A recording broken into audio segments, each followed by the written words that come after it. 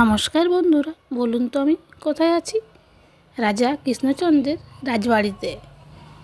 আরে সত্যি সত্যি না, এটা এবছরের পুজোর থিম। রবীন্দ্রনগর উন্নয়ন সমিতি আসানসোল এবছরের এটা পুজোর থিম।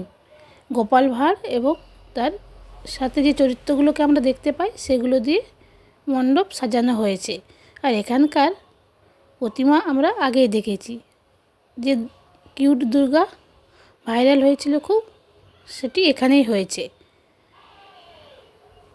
আর এই দেখুন, রাজমহলের মতো করে সাজানো হয়েছে। চারিপাশে আমরা গোপাল ভাঁড় এবং তার বউ এবং তার সাথে সাথে যে চরিত্রগুলোকে দেখতে পাই সেগুলো দিয়ে মণ্ডপ সাজানো হয়েছে। রাজবাড়ির আদলে পুরো মণ্ডপটি সাজানো হয়েছে।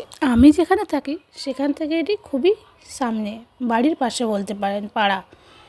তাই প্রত্যেক দিনই একবার করে আসা হয় ছেলের জন্য দেখতে। আজও চলে এসেছি, তাই ভাবলাম আপনাদেরও একবার পুরো মণ্ডপটি ঘুরিয়ে দেখায়। সেদিন ভালো করে দেখাতে পারিনি, কারণ আলোগুলো সব বন্ধ করা ছিল। আজ পুরো খুলে দিয়েছি মণ্ডপ। এই দেখুন সেই মিষ্টি দুর্গাটি, খুব সুন্দর হয়েছে। চলুন বাড়ি যাই।